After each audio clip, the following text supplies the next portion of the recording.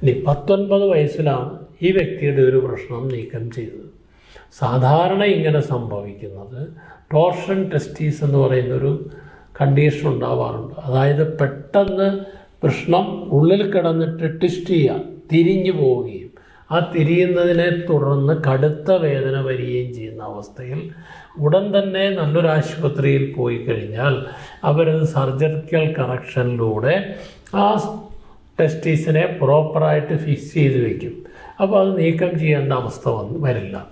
അതേസമയം കുറേ ദിവസം ഈ വേദനയും സഹിച്ച് അല്ലെങ്കിൽ ഡോക്ടറെ കാണാതെ ചികിത്സിക്കാതെ ഇരുന്ന് കഴിഞ്ഞാൽ ആ സ്ക്രോട്ടത്തിലേക്കുള്ള രക്തപ്രവാഹം നിലച്ചു പോവുകയും അതിന് ഡാമേജ് ഉണ്ടാവുകയും ചെയ്യും. അതിൻ്റെ ഫലമായിട്ട് ആ ടെസ്റ്റീസ് ശുഷ്കിച്ചു പോകുന്ന ഒരവസ്ഥയുണ്ട്. അത്തരം സന്ദർഭങ്ങളിൽ അതിനെ റിമൂവ് ചെയ്യാറുണ്ട്. ഇനി മറ്റു പല കണ്ടീഷനിലും ടെസ്റ്റീസിൻ്റെ പരിശോധനകളിൽ എന്തെങ്കിലും അബ്നോർമാലിറ്റി കണ്ടെത്തിക്കഴിഞ്ഞാൽ അത് റിമൂവ് ചെയ്തു എന്ന് വരാം. അതൊന്നും ഈ പറഞ്ഞ അടിവസ്ത്രം ധരിക്കാത്തത് കൊണ്ട് ഇങ്ങനെ ഒരു കണ്ടീഷൻ എത്തി എന്ന് നമുക്ക് പറയാൻ കഴിയില്ല.